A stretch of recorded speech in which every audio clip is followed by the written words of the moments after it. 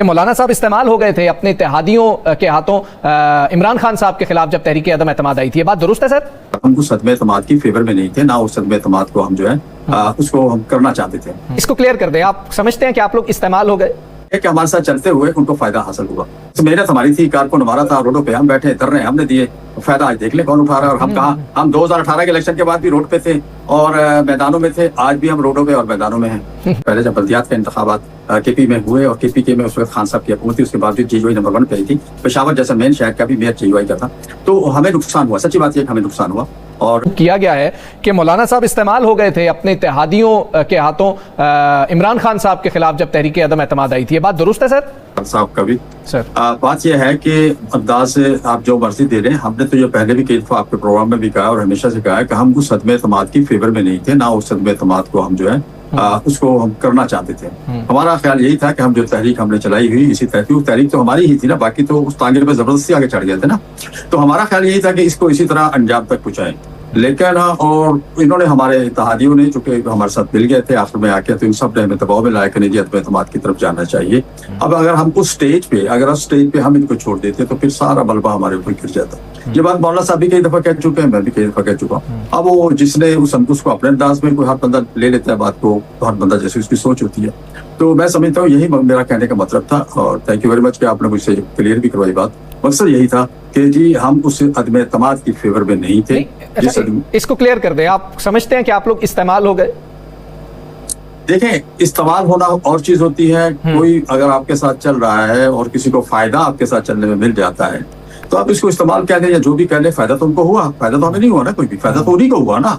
लेकिन हम इस्तेमाल जरा लफ्ज बड़ा छोटा सा हो जाता है। बहरहाल यह है कि हमारे साथ चलते हुए उनको फायदा हासिल हुआ और मेहनत हमारी थी, कार को हमारा था, रोडों पे हम बैठे धरने हमने दिए, फायदा आज देख ले कौन उठा रहा है। और हम कहा, हम 2018 के इलेक्शन के बाद भी रोड पे थे और मैदानों में थे, आज भी हम रोडों पे और मैदानों में हैं। जी साकिब साहब।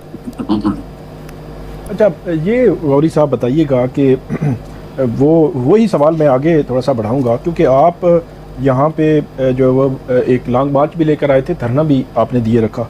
अचानक एक दिन आपका धरना ख़त्म हो जाता है। उस हवाले से यहाँ पे शहर इक़्तिदार में उस वक़्त भी खबरें थीं कि आपको कहीं से यकीन दहानी करवाई गई कि ये हुकूमत आइंदा आने वाले दिनों में जाने वाली है, आप चले जाएं।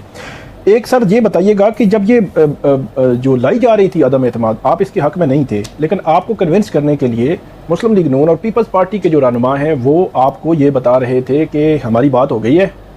जिस तरह वो इलेक्शन से पहले कहा था ना, पता नहीं सरदार या सादिक साहब ने या किसने, कि हमारी बात हो गई है, तो आप लोगों को कहा गया कि हमारी बात हो गई है, इसलिए हमें अदम एतमाद लानी है। क्या ऐसा ही था? हमारे इत्तेहादियों ने किनके कहने पर यह सारा कुछ किया था। अलबत्ता हम उस वक्त भी इस मूड में नहीं थे और हम आज भी समझते हैं कि अदम एतमाद का फैसला हमारा गलत था, हमें नहीं करना चाहिए था। और हम जिस तहरीक चल रही थी उस तहरीक को उसी तरह अंजाम तक पहुँचाना चाहिए था।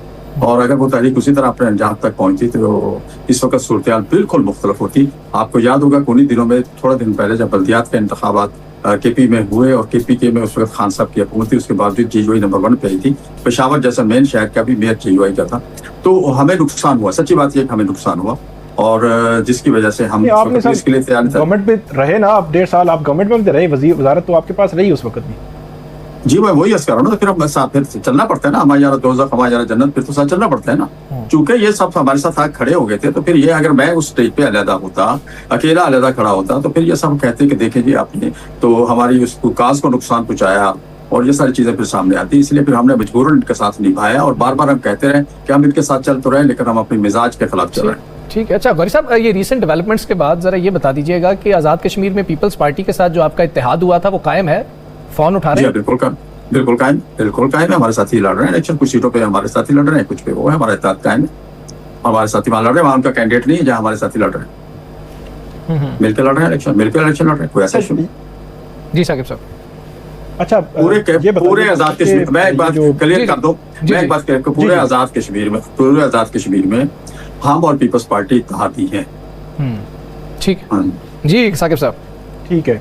अच्छा, ये बताइएगा सर कि जो रिसेंटली जो डेवलपमेंट्स हुई, मुस्लिम लीग नून के रहनुमाओं ने भी आपके खिलाफ बयानात भी दिए, सारा कुछ हुआ, आप जलसे भी करने जा रहे हैं, कोई बड़ी तहरीक का पेश खैमा हम समझें कि उस तरफ आप बढ़ रहे हैं, जिस तरह का एक लॉन्ग मार्च पीटीआई के दौर में भरपूर आया और यहाँ पे बैठा भी और उसमें फिर मुतालबात भी सामने आए। तो ऐसे लग रहा है कि JUIF ने ये फैसला कर लिया है कि अग्रेसिव सियासत अब जो है वो करनी है हमने।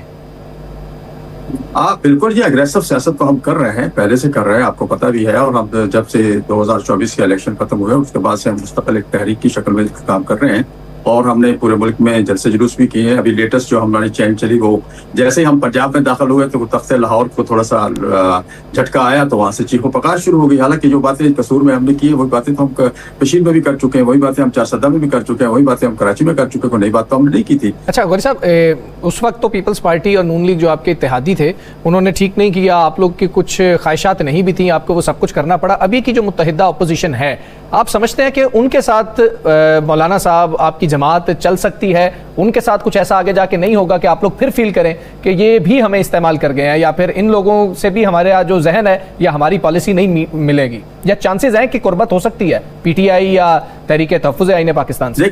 देखिए हमारे उनसे राब्ते भी रहते हैं, मुलाकातें भी रहते हैं। अभी लाहौर आने से, कसूर आने से चंद दिन कबल भी एक बहुत बड़ा साथियों का ग्रुप आया था, उसमें PTI के 16-17 अफराद थे। हमने बैठ के कुछ बातें डिस्कस की हैं। जरूरी नहीं कि हमारी चीज मीडिया पे दे सकूं, तो हम आगे की तरफ बढ़ रहे हैं, लेकिन दोनों पार्टियों का अपने अपने तहफ़्फ़ुज़ात हैं। आपको